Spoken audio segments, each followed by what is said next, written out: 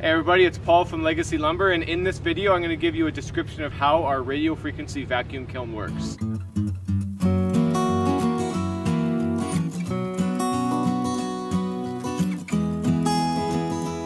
We just unloaded it this morning, and time is of the essence. We like to unload and load it right away, so we're actually loading it already.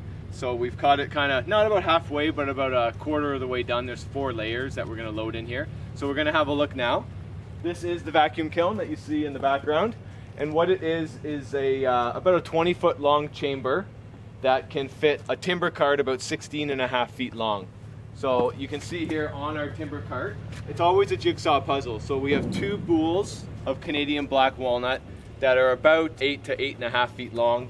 That way we add up to our 16 to 16.5 total length that we have available in the kiln. So sometimes it's a little bit more hard when we have a 12-foot long boule and then we kind of have another 4.5 feet that we got to make up, which we'll usually do with some cookies or some shorter material, maybe some coffee table type material. But in this case, we have some beautiful 3-inch thick, this is all salvaged Canadian black walnut. All of our lumber comes from local tree service companies, so they're already being cut down. We then sawmill it here on site, and for the 3-inch walnut, we like to air dry it for 4 to 6 months to give it optimal color, as well as even in the vacuum kiln it's going to have a little bit better moisture content. So a lot of people will say, well, what's a vacuum kiln? There's a few different kinds of them. This one specifically is a radio frequency vacuum kiln, and basically what that means is that there's a chamber that all the wood's going to slide into, the door is going to close, and then we're going to initiate a vacuum pump which will suck out the majority of the oxygen. By doing that, we're removing the atmosphere pressure and we're able to vaporize water at a much lower temperature. Out in the standard atmosphere here, we're about 101 kPa. Inside the kiln, once we turn the vacuum on, I'm going to pull it down to about 7 to 10 kPa, which will boil water or vaporize water at around 38 degrees to say 42 degrees.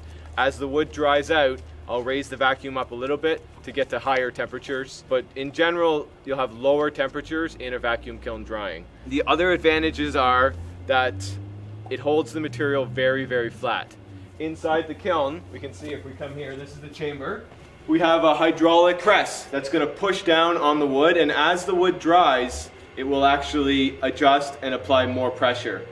This is the top of the chamber, and I've actually had wood slide in here literally touching this top, and after the week or 2 weeks of drying, it's about 3 to 4 inches lower. So that's how much the wood will shrink over about a 4-foot tall kiln cart. So in the vacuum kiln, we have these plates. We can see them here.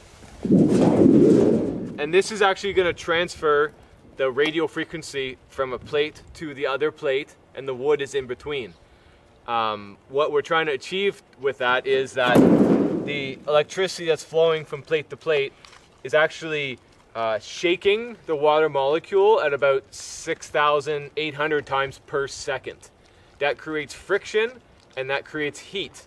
We need that heat energy to warm the wood up and then to a certain temperature to be able to boil that water away. So on our kiln cart, we're going to have a negative sheet, which is the whole body of the kiln, and then we're going to load on about 9 inches, 10 inches thick of wood. And then we're going to have another sheet. Once we put that sheet on, this is going to be the positive sheet. And basically, it's not connected to the negative sheet, but it is flowing electricity between the negative and positive, shaking that water molecule, which is then generating the heat. Side effect of this is that the wood is actually drying from the inside out. So when we start drying, we'll actually have the outside of the wood will be almost in like a steam bath, a really nice environment for the wood, not necessarily for us because there's going to be no oxygen in there, and it wouldn't be pretty if we hopped in the chamber. But for the wood, the lack of oxygen and the hydraulic press, all is a whole system to keep the wood flat during drying and restrict the defects, basically. Speed is the third kind of side effect of the vacuum kiln, in that we can take this 3-inch wood, which is generally about 30% moisture content now, probably a little higher because that's right on the outside, probably more in the 40-45 range. We're able to dry this in about 8 to 10 days through this vacuum kiln with virtually no degrade in the wood, which is pretty awesome. So it's an exciting tool to have that we have here at Legacy Lumber, and we'll do some more follow-up videos, get a little bit more in-depth on how this machine works. But basically, this is what we do every 8 to 10 days. We load the vacuum kiln, and we unload the vacuum kiln, and you can check out the wood here. This is cut on our custom sawmill up top. These can be some beautiful computer desks. Put a pair of these together. You got a really nice dining table, or it's ready to become your bar top and have some drinks. All right, so we've spent pretty much the whole day reloading the vacuum kiln. It's a lot quicker unloading usually than loading it, because when you do load it, it's a bit of a jigsaw puzzle, and you want really good contact wood to wood surface.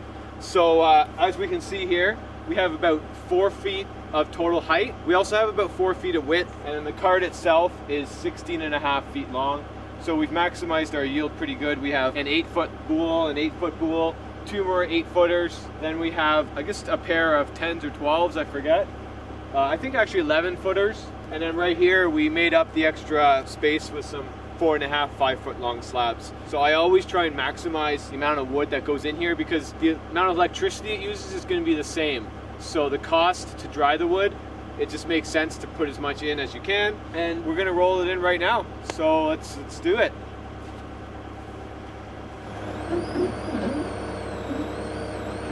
So I'm just having a look at the wires as we roll it in, that nothing's catching or bumping it out of the way, because we do have these 2 plates are going to be a positive signal, and the top, middle, and bottom is a negative signal. So we don't want those plates interacting in a way that we just don't want any shorts, basically, is what's going on. So it's got to make sure all the cables are properly. Everything's looking good. So the whole timber cart's been rolled in. What controls the drying process is the temperature of the moisture in the wood. So we're going to drill a hole in a single slab. Typically I do it in the biggest slab, the longest one, because it's going to have the most moisture for the longest time. So I'm going to drill my hole. This will be good here even. So this is our thermometer, which you want to be careful and not drive your timber cart over, because you cut it in half, which has happened twice. But we've repaired it. Maybe time for a new cable soon. So we're going to insert our probe. That's in there. And you just want to ensure that this cable, this is a positive plate, this one. You just want to ensure that this cable is nowhere close to that, because it can get zapped actually. So from here we look pretty good. On the top here, this right here is a hydraulic platen that's going to push and hold the wood down the entire time as it dries. Mitch is going to turn that on now so we can look up top here.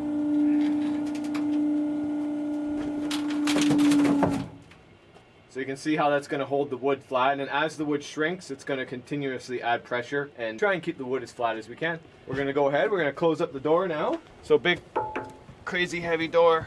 One last look, make sure everything's okay. Oh, you know what? In my haste here, I actually forgot something. So the cart, the final connections is that it gets grounded to the body. They're one of many grounding spots, but this is the last one that you can do with it in this condition. So now we're ready. We double checked everything, and we did notice something we didn't hook up. So we're going to close up the door. Boom. Got our submarine type handles. And I give it a little tighten. So if we go inside here, I'll actually show you the control panel to operate the kiln. So this is the brains behind the whole operation, I guess. This is a 20,000 watt microwave, and this also controls the vacuum pressure as well as the temperatures. So it has a touch screen here that we can touch, it lights up. The load that we just took out of the kiln had 152 hours of heating time. So probably that was in there for 6 days of heating time, but actually the load was in there for 8 days. So it just shows you it does shut on and off as it reaches its max temperature. It drained about 700 liters of water out of the last load. We don't care about all of that now though, because we want to erase it. So I can come in here, I got a bunch of settings. We can go right in here, we can go reset the data. Are you sure? Yes. It's going to ask us again. Data reset. We're all reset back to 0. And then in here, I can set my min and max temperature.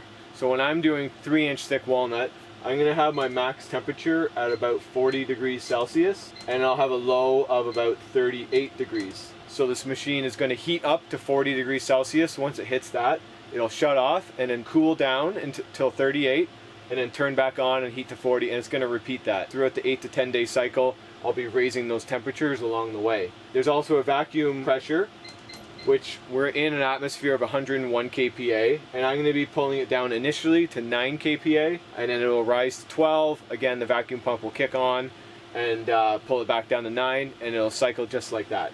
So I'm going to confirm this, and we're going to hit the start button. So this is going to turn on a fan. I apologize for the noise. So this is turning on the high frequency generator. and then it's going to build up some electrical charge. So we have to wait for a few minutes until we can process to the next step. But we're going to see here that the voltage turns on. And then we got to wait a few minutes to hit this next button. In the meantime, I'm also going to hit the vacuum. So this is going to turn on the vacuum pump. Didn't actually turn on the vacuum pump because I have my air compressor unplugged. So I'm going to go plug my air compressor in. That will turn the vacuum pump on. And then we're going to go from there. In about 8 to 10 days, we're going to have a nice dry load of wood. Along the way, if you don't already follow on Instagram, I do a lot of story times about this machine, so you can kind of glimpse into some of the smaller details of what I'm doing, as well as follow along as this wood's drying. You can see our progress and check it out. So I really appreciate everyone watching the videos that we've been posting. Thanks again. If you want to stay updated, please subscribe, and if you like the video, like it. And comment below if you have any questions about this process, or if you want to let me know some of the videos you'd like to see us produce. Please comment below. All right.